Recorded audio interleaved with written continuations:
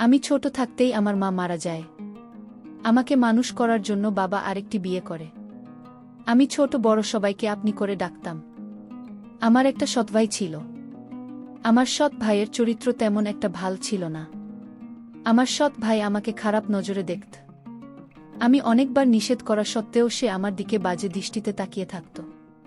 আমি আমার ভাইকে বলেছিলাম, ভাইয়া আমি তো তোমার ছোট বোন। আমার বয়স মাত্র 12 বছর। আমার বয়সটা কম হলেও আমি তোমার মনের ইচ্ছাটা বুঝতে পারি। সৎ ভাই আমাকে বলল, তুই কি বুঝিস না রে? আমি বললাম, ভাইয়া আমি দেখতে অনেক সুন্দর সবাই বলে, আর তুমি আমার দিকে এভাবে তাকালে আমার ভীষণ খারাপ লাগে। সৎ ভাই তখন বলল, আমি তোকে তো অনেক ভালোবাসি। তুই যদি আমার বোন না হতো তাহলে আমি তোমাকে বিয়ে করতাম। ভাইয়ের মুখে এই কথা শুনে আমি নিশ্চিত হলাম, ভাইয়া আমার কাছে গোপনে অবশ্যই কিছু চাই। কিন্তু তার চরিত্র এত খারাপ ছিল যে এলাকার মেয়েরা তার নামে দুদিন পর পর বাড়িতে নালিশ আসত। আমি আমার সৎ ভাইকে খুব ভয় পেতাম। আমার একদিন কিছু টাকার প্রয়োজন ছিল, কিন্তু টাকা আমার মা দেয়নি। আমার সৎ ভাই বলেছিল, আমি তোকে টাকা দিব, কিন্তু তুই আমার একটা কথা রাখবি, যে কথাটা কাউকে বলা যাবে না, শুধু তুই আর আমি জানব। আমি বললাম, কি কথা? যদি রাখার মতো হয় রাখব। আমার সৎ ভাই বলেছিল, তুই একদিন আমার বন্ধুর বাসায় যাবি আমার সাথে বেড়াতে। আমি বললাম, আমার সেখানে কেন যেতে হবে? আমার ভাইয়া বিভিন্ন কৌশলে আমাকে তার বন্ধুর বাসায় নিয়ে গেল। আমিও বলেছিলাম, ভাই আমার 1000 টাকার প্রয়োজন, তুই যদি টাকা দিস তাহলে আমি যাব। সে বলল, 1000 টাকা কোনো ব্যাপার হলো, আমি তোকে 5000 টাকা দিব। কিন্তু শোন, আমার বন্ধুর বাসা অনেক দূরে। আমার বন্ধুর বাসায় আজ বিয়ে, আজকে ফিরে আসতে পারব না। একটা দিন বন্ধুর বাসায় থাকতে হবে। আমি আমার সৎ ভাইয়ের সেই মতো তা বুঝতে পারিনি। আর সেদিনই ঘটে আমার সাথে এক করুণ দুর্ঘটনা। যে ঘটনাটি ঘটেছিল সেটা আসলে আমি কেন কোনো মেয়েমানুষের পক্ষে মেনে নেওয়া খুবই কষ্ট দেয়। যাই হোক, আমি আমার সেই ভাইয়ের কথায় আমি তার বন্ধুর বাসায় গেলাম। তারপর বন্ধুর বাসায় রাতে খাওয়া দাওয়া শেষ করে শুতে গেলাম। আমি যে ঘরে শুয়েছিলাম সেই ঘরে আমার ভাই ছিল। আর গভীর রাতে ভাই আমাকে জোর করে। বাকি বিষয়টা গল্পতে বলছি, তাহলে শুনুন আমার বাস্তব জীবনের গল্পটা। আমার নাম তিন আক্তার। গরিব পরিবারের মেয়ে আমি। বাবা কৃষি কাজ করে, কিনা পড়ালেখায় অনেক ভালো, তাই পড়ানোর আগ্রহ বেশি। তিনাকে পড়াতে চাই, তাই তো কষ্ট করে হলেও ভার্সিটিতে ভর্তি হয়েছে। আজই গ্রাম থেকে এসেছে, সে এমন এক অবস্থায় পড়েছে। তিনি দেখতে অসম্ভব সুন্দর, অনেক নরম মনের, যখন তখন যাকে তাকে বিশ্বাস করে ফেলে। লেখাপড়া ছাড়া আর কোনো কিছু বোঝে না। গরিব হলেও অনেক আদরের, কিনা সবার চোখের মণি। কিন্তু তিনার বাবার পক্ষে এত টাকা জোগাড় করা কষ্ট হচ্ছিল। কোথা থেকে এত টাকা আনবে? মেয়েটার বড় ইচ্ছা কলেজে লেখাপড়া করে বড় কিছু হয়। কিন্তু আমার তো নুন আনতে পান্তা পুরায়। আমার বাবা রাত দিন পরিশ্রম করে আমার লেখাপড়ার খরচ বের করত। কিন্তু বাবার কষ্ট আমার কিছুতেই সহ্য হতো না। আমি বাবাকে বললাম, বাবা আমার জন্য তোমার এত কষ্ট করতে হবে না। আমি লেখাপড়া করেছি, আমি নিজেই বের করতে পারব। বাবা বলল, তুই কেমন পারবি? বাবা তুমি কোনো চিন্তা করো না, শুধু আমার প্রতি দয়া রাখ, আমি ভার্সিটিতে পড়ালেখা করব বাবা। এটা আমার স্বপ্ন। আমার একটা সৎভাই ছিল। আমার মা ছোটবেলায় মারা যান, কিন্তু আমার বাবা আর একটি বিয়ে করেন, কারণ সংসারে রান্না বান্না করার মতো কোনো লোক ছিল না। আর তাই বাধ্য হয়ে বাবা বিয়েটা করল। আমার ছোট মাত্র আমাকে খুব ভালোবাসে, নিজের মায়ের মতো আমিও দেখি। কিন্তু আমার একটা ছোট ভাই ছিল, তার নাম রফিক। সে লেখাপড়ায় খুবই কাঁচা। লেখাপড়া না করে সারাদিন আড্ডা মারে বন্ধুদের সাথে। লেখাপড়ার প্রতি তার কোনো আগ্রহ নেই। আমার সব ভাইয়ের কোনো মতো ভালো না। সে কিছুদিন আগে বন্ধুদের সাথে যোগ করেছে, একটা ছেলেকে মেরেছে। কিন্তু এই ছেলের চিকিৎসার সমস্ত খরচ আমার বাবার বহন করতে হয়েছিল। আমার বাবার কথার অবাধ্য থাকতে সবসময় আমি এত ভাল লেখাপড়া করি। তার প্রশংসা শুনলে তার মাথা নিচু হয়ে যেত। আমার প্রশংসা সে কিছুতেই সহ্য করতে পারত না, কারণ আমি তার সৎ বোন ছিলাম। নিজের আপন বোন হলে আজ সে খুশি থাকত হয়তো। যাই হোক, আমার সৎ ভাই কিছুদিন পর একটা মেয়েকে পছন্দ করে। তাকে সে বিয়ে করতে চায়, কিন্তু তার তো কোনো কর্ম নেই। বিয়ে করে কিভাবে সংসার চালাবে? বাবা তাকে নিষেধ করেছে যে তুমি এখন বিয়ে করতে পারবে না, আগে একটা চাকরি করো, তারপর দেখা যাবে। আমার সৎ ভাই তখন বাবার সাথে রাগারাগি করল। বলল, ওই মেয়েকে না পেলে সে বাঁচবে না। নিজেও মরে যাবে। আর কত কি বলতে লাগল। আমার ভাই বাবার সাথে রাগ করে বাড়ি থেকে চলে গেল। একটা বেসরকারি প্রতিষ্ঠানে চাকরি নিলাম আর ছোট ভাই। এর মধ্যে মেয়েটির বিয়ে হয়ে যায় অন্য জায়গায়, যার জন্য সে চাকরি নিল তাকে পেল না। আমি তাকে সান্ত্বনা দিলাম, ভাইয়া আমি তোমাকে এর চেয়ে ভালো মেয়ে আমার ভাইয়ের জন্য নিয়ে আসব। সে তখন আমায় বলল, আপু তোর একটা কথা বলি। আমি বললাম, কি কথা ভাইয়া? রফিক বলল, আমি তো লেখাপড়ার সমস্ত খরচ আমি দেব, আমি তো স্বপ্ন পূরণ করব।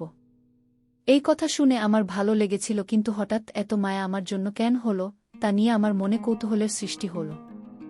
আমি বললাম, ভাইয়া থাক, তোমার কষ্টের টাকা দিয়ে আমার লেখাপড়া করতে হবে না। ভাইয়া তখন বলল, তাহলে তুই আমাকে পর ভাবিস। আমি তার উত্তরে বলেছিলাম, পর ভাবব কেন, তুমি তো আমার ভাইয়া। কিন্তু আমার খুব স্বপ্ন ছিল কলেজে লেখাপড়া করা, আর তাই রাজি হলাম। ভাই আর কোথায়? ভাইয়া বলল, তুমি রাজি হয়েছ, আমার টাকায় লেখাপড়া করবে। তবে আপু আমার একটা কথা তোমার শুনতে হবে। আমি বললাম, কি কথা শুনতে হবে? তখন সে বলল, পরে বলবো, তবে আমি যা বলি তাই তোমার শুনতে হবে। আমি বললাম, ঠিক আছে, আগে কলেজে ভর্তি হওয়ার টাকা দাও, তারপর দেখি। তখন আমার ভাইয়া ভার্সিটিতে ভর্তি হওয়ার জন্য টাকা দিল। আমি কলেজে ভর্তি হলাম। আমার এত ভালো লাগছিল। আমি লেখাপড়া করব, ভালো একটা চাকরি করব। আমি ভার্সিটিতে যেদিন প্রথম পা রাখলাম, আমি এত বড় ভার্সিটি দেখে অবাক হয়ে তাকিয়ে দেখছে, আর ভাবছে এত বড় ভার্সিটিতে পড়ব আমি। চারপাশে দেখছে আর খুশি মনে হচ্ছে, কত ছাত্রছাত্রী ঘুরে বেড়াচ্ছে, আশেপাশে বড় বিল্ডিং, রাস্তা দিয়ে হেঁটে যাচ্ছে আর স্বপ্নের রাজ্যের কথা ভেবে চলেছে। একটু পর পর চোখের চশমাটা ঠিক করছে। এটা তিনার একটা অভ্যেস, ধরতে গেলে তিনি ইচ্ছে ছিল এমন বড় ভার্সিটিতে লেখাপড়া করার, আজ তা পূরণ হতে যাচ্ছে। ভাবতে খুশি লাগছে। হঠাৎ কারো সাথে কাজ করে করে ধাক্কা খেয়ে নিচে পড়ে গেলাম। স্বপ্নের কথা ভাবতে ভাবতে একটু বেশি অন্যমনস্ক হয়ে গেছিলাম। নিচে পড়ে ওপরে তাকাতেও পারলাম না। তার আগেই কেউ ঝড়ের গতিতে আমাকে উঠিয়ে ঠাস করে চর বসিয়ে দিন। আমি অবাক হয়ে সামনের মানুষটার দিকে তাকিয়ে আছি। একটা মেয়েকে দেখলাম, তাকে দেখে মনে হল কোনো বড় লোক ঘরের মেয়ে। সে আমাকে বলল, তোর তো সাহস কম না। আমাকে ধাক্কা দিয়ে আমাকে আরও কয়েকটা ছেলে মেয়ে ছুটে এল মেয়েটার কাছে। সুরমা, কি হয়েছে রে? এই মেয়েটার জন্য আমি পড়ে গেছিলাম। ওর সাহস কি করে হলো আমাকে ধাক্কা দেওয়া? কে এই মেয়ে? নতুন মনে হচ্ছে। এই মেয়ে কখন ভার্সিটিতে ভর্তি হলো? সুরমার বন্ধুরা বল, দাঁড়া, এই মেয়ে নতুন হলে তো ঝুঁকে দেখে ছাড়ব। সুরমার বন্ধুর আমি বলল, পুলিশকে বলেছি, সুরমা শাস্তিটাও হয়ে যাবে। কিন্তু রাহুল তো এখনো আসে নাই, ওকে ছাড়াই কি করবি? ও আসলে হবে না। এর আগে মেয়েটাকে ধাক্কা মেরে ফেলে দেওয়ার শাস্তি দিতে হবে। আমি ওদের কথার কোনো কিছু বুঝতে পারছি না, কি বলছে ওর মাথায় ঢুকছে না। আমি ভাবছি, আমাকে কেন মারল? আমি কি ইচ্ছে করে ধাক্কা দিয়েছি? অনেক কষ্ট লাগছে, কিন্তু কিছু বলতে পারছি না, চুপ করে আছে। এই যে মেয়ে, তোমার নাম কি? একটু ভয় পেয়ে বললাম, আমি কি না? একটু দেখে চলতে পারলে না? এখন তো ওরা তোমাকে প্রতিশোধ নেবে। তুমি দেখে চললে এমন হতো না। আমি কথাগুলো ভাবছিলাম। হঠাৎ ওই ছেলে সেগুলো বলল, এরা সবাই আমার দিকে আসছে দেখে আবার তাদের কাছে চলে গেল।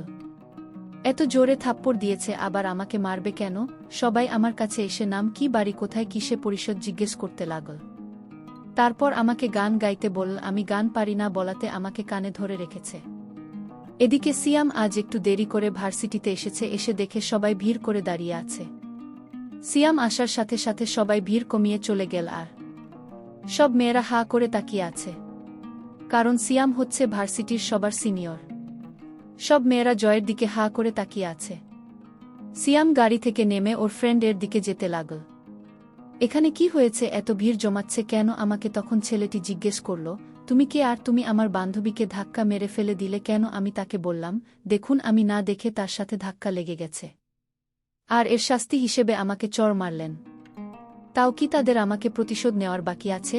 তখন হঠাৎ লক্ষ্য করলাম আমার ভাই আসছে কলেজের দিকে। আমি মনের ভিতর খুব সাহস হচ্ছে, ভাইয়া যখন আসছে তাহলে ওদের হাত থেকে আমার ভাই আমাকে রক্ষা করবে। কিন্তু আমার ভাইয়ের রূপ দেখে আমি অবাক হয়ে গেলাম।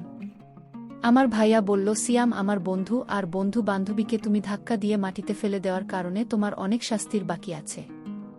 আমি ভাইয়াকে বললাম, ভাইয়া আমি তোমার বোন, তুমি ওদের পক্ষে কথা বলছো। ভাইয়া তখন বলল, চুপ, কে তোর ভাই? আমি কারো খাই না। ওর বান্ধবীকে মারার জন্য আজ তো রেহাই নেই। তোর কত বড় সাহস, তুমি আমার বন্ধু বান্ধবীকে মারলে, এর জন্য তো মাসুল দিতে হবে। আমার চোখের পানি কিছুতেই আটকাতে পারলাম না। মনে মনে ভাবলাম, আর যদি সে আমার মায়ের পেটের ভাই হতো তাহলে কখন ওদের পক্ষ নিয়ে কথা বলতো না, নিজের বোনের জন্য জীবন দিয়ে দিত, তা ও বোনকে বিপদে ফেলে চলে যেত না। আসলে পর কখনো আপন হয় না, হতে পারে সে আমার ছোট ভাই। 7 ভাই এরকম আচরণ করবে? আমি তখন কান্না করতে লাগলাম। আমার কান্না দেখে ওরা হাসতে লাগল আর বলতে লাগল, কেঁদে কোনো লাভ নেই। আমার ভাই হঠাৎ বল, আমার সাথে চল। আর ওরা বলল, আজ তুই বেঁচে গেলি তোর ভাইয়ের জন্য।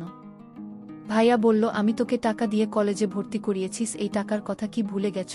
আমি বললাম, কি করতে হবে আমাকে বলো, আমি তোকে নিয়ে আমার বন্ধুর বাসায় যাব। আমি বললাম, বন্ধুর বাসায় কেন? রফিক বলল, আমি তো আগেই বলেছি তুই আমাকে কোনো প্রশ্ন করবি না। আমার সব কথা তো শুনতে হবে। ভাইয়া বলছি, আজ আমার মনটা ভীষণ খারাপ, কারণ আমি আজ প্রথম ভার্সিটিতে এসেছে, অপমানিত হয়েছি, আমি আজ কোথাও যাব না। অন্যদিন বলিস তোর বন্ধুর বাসায় গিয়ে বাসবনে। আমার ভাইয়া তখন খুব রাগান্বিত হয়ে বলল, এখন বলেছি এখনই যেতে হবে। আমি ভাইকে বললাম, ভাইয়া প্লিজ, আমার খারাপ লাগছে, আমি আজ তোর সাথে কোথাও যেতে পারবো না। এই কথা বলতে আমাকে একটা জোরে চড় মারে ভাইয়া। আমি কান্না করে বললাম, ভাই তুই জন্মান, আমার আপন ভাই হলে আমাকে এভাবে মারতে পারতো না। ঠিক আছে, আমি যখন তোর কাছ থেকে টাকা নিয়ে ভুল করেছি, তাহলে এই ভুলের প্রায়শ্চিত্ত আমার দিতে হবে। ভাইয়া নামক পাশের মানুষটি বলল, গাড়িতে। আমি কোনো কিছু না বলে চুপচাপ গাড়িতে উঠে পড়লাম। তারপর সে আমাকে তার বন্ধুর বাসায় আমাকে নিয়ে গেল এবং বলল, আমি তোর এখানে কেন এনেছি জানি? আমি বললাম, কেন আনলে এখানে? তখন একটা বয়স্ক লোককে আমাকে দেখিয়ে বলল, ওই লোকটিকে বিয়ে করতে হবে। তোর ভাইয়া বলল, ওই যে মানুষটিকে দেখতে পাচ্ছি, ওর সাথে তোর বিয়ে দিব। আমি বললাম, এটা কোনোদিন সম্ভব না। ভাইয়াকে বললাম, ভাইয়া আমার একটা পছন্দ আছে, আর সেই পছন্দের উপরেই জোর চালাতে পারিস না। ভাইয়া তখন বলল, বসে বসে আমার বাবার সব টাকা শেষ করেছিস তুই। আমার বাবা আমাকে তেমন একটা ভালোবাসেন না, শুধু তোর জন্য। আর তাই তো কে আর সঙ্গে হচ্ছে না তোর জন্য। আমি বাবা আমার প্রতি তেমন নজর রাখে না, ভালোবাসে না, শুধু তোর কথা ভাবে। তাই আমি মনে মনে ভেবেছি তোকে ওই লোকটার সাথে বিয়ে দিয়ে দিব। লোকটা অনেক টাকার মালিক, একটু বয়সটা বেশি আর কি। বয়স বেশি হলে সমস্যা কি? আর আমি ওই লোকটার কাছ থেকে টাকা নিয়ে কলেজে ভর্তি করিয়েছি। আমি অনেক দিন যাবৎ তার কাছ থেকে টাকা নিয়ে চলেছি। আমি তখন ভাইয়াকে বললাম, এই লোকের সাথে আমার বিয়ে দিলে আমার জীবনটা শেষ হয়ে যাবে। ভাইয়া প্লিজ। ভাইয়া তখন বলল, আমি কোনো চাকরি করিনি, চাকরি আমার মিথ্যা বানানো নাটক ছিল। আমি তখন আমার ভাইকে একটা থাপ্পড় মেরে বললাম, এই তো প্ল্যান ছিল, আমি কোনোমতে এখান থেকে পালিয়ে আসলাম। বাবার কাছে কান্না করে সব বলে দিলাম। বাবা তখন আমায় সান্ত্বনা দিয়ে বলল, আজ তোর মা বেঁচে থাকলে এমনটা হতো না। তোর ভাই টাকার কাছে বিক্রি হয়ে গিয়েছে। যেভাবে টাকার লোভে পড়ে নিজের বোনকে একটা বয়স্ক লোকের সাথে বিয়ে দিতে চায়, সে তো ভাই না। তোর ভাই নিজের স্বার্থের জন্য তোকে কলেজে ভর্তি করল। ওই দিনও আরও বড় হয়ে যাচ্ছে। আমি বাবাকে বললাম, বাবা তুমি ওকে এখন কিছু বলো না, ওকে ভালো করার দায়িত্বটা আমার হাতে তুলে দাও। ওকে কিভাবে ভালো করতে হবে তা আমার জানা আছে। আর যদি আমি ওর আপন বোন হতাম তাহলে আমার সাথে এই নাটকটা করতে পারত না। যাই হোক, কিছুদিন পর রফিক বলল, বোন চল আমার বন্ধুর বাসায় বেড়াতে যাই। আমি তখনও জানতাম না আমার সাথে কি ঘটবে। আমি আমার ভাইয়ের কথায় রাজি হলাম। তাছাড়া সে বলেছিল কলেজে ভর্তি হওয়ার জন্য যা টাকা লাগে সে দিবে। আর তাই তো আমি তার বন্ধুর বাসায় যেতে রাজি হয়েছিলাম। কিন্তু আমাকে কিসের জন্য তার বন্ধুর বাসায় নিয়ে যাবে, আমি সেটা নিয়ে দুশ্চিন্তায় পড়ে গিয়েছিলাম। কিন্তু আমি সিদ্ধান্ত নিলাম, আমি তার রহস্যতে আমার জানতে হবে। আর তার কথায় রাজি হয়ে তার সাথে বন্ধুর বাসায় গেলাম। রাত যখন গভীর হল, আমি একটা আলাদা রুমে ঘুমাচ্ছিলাম। হঠাৎ আমি দেখতে পেলাম আমার ভাই আর 3 বন্ধু আমার রুমে হাজির। আমি তাদেরকে বললাম, এত রাতে তোমরা এখানে কেন? তারা বলল, তোমার ভাই টাকার লোভে তোমাকে আমাদের হাতে তুলে দিয়েছে। আমি তাদের কথা শুনে আমার আত্মা কেঁপে উঠল। আমি তখন কান্না করে বলছিলাম, আর যদি সে আমার আপন ভাই হতো তাহলে সে আমার সাথে এমন অন্যায় এটা করতে পারত না। কিন্তু আমার ভাইয়ের বন্ধুরা বলল, আমরা তো তোমার কান্না শুনতে আসিনি, আমরা যে কারণে তোমার ভাইকে টাকা দিয়েছি সেটা পেলেই আমরা চলে যাব। আমি তখন অসহায় হয়ে বললাম, দেখো আমি গরিব ঘরের সন্তান, তোমরা আমার সাথে এমন অন্যায় করো না। কিন্তু তারা আমার কোনো অনুরোধ শোনেনি। বরং তাদের যে পাওনা ছিল তা আমার কাছ থেকে একে একে আদায় করে নিল। সব শেষে তারা যখন চলে গেল, আমি আমার ভাইকে বললাম, তুই একটা মানুষ, তুই একটা পাষাণ, তুই কি করে আমার এত বড় ক্ষতি করলি? এই কথা বলে আমি চলে এলাম। কিছুদিন পর সৎ ভাই এটা একটা রোড অ্যাক্সিডেন্টে মারা যায়।